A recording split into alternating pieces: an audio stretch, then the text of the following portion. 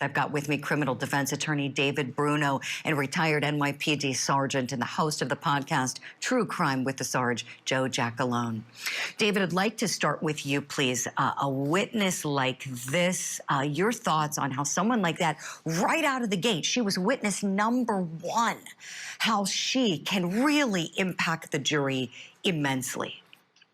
Absolutely. Look, it was done intentionally by this prosecutor. I mean, when we talk about advocacy in the courtroom, we talk about primacy and recency, and you want to lead strong, and this is the witness they chose, and what a great choice. I mean, I am listening to that for the second time. Obviously, I've been on talking about the first trial. I'm still choked up thinking about that statement when she texts her family, "I love you."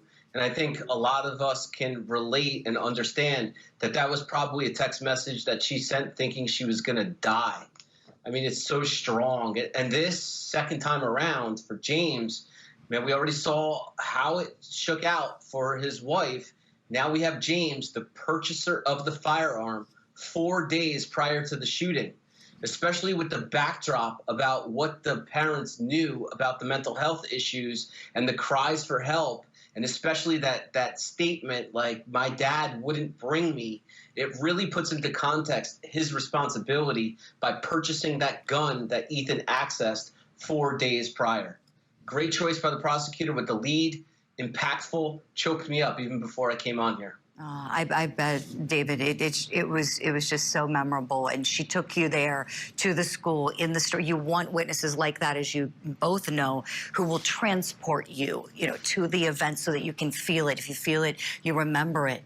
And one of the memorable pieces of evidence that the jury also got to hear was one that came in because of James Crumbley's actions. He made a 911 call that was played, where he tells the dispatcher he realized his firearm was missing from the home. Let's listen. 911, what's the location of your emergency? Okay, I'm not really sure. I'm at my house. There's an active shooter situation going on at the high school. My son goes to high school. I have a missing gun at my house. I need an officer to come to my house right away, please. I think my son took the gun. I don't know. I don't know what's going on. I'm really freaking out. My son's name is Jennifer Crumbley.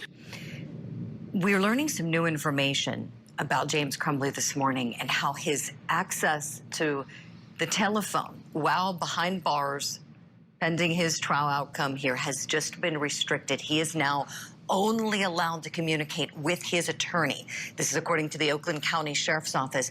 The reason why is the Sheriff's Office says that James made threatening statements on the phone and on electronic messages, threatening statements while he's being held in jail. We don't know the nature of them, but we know that this is not good.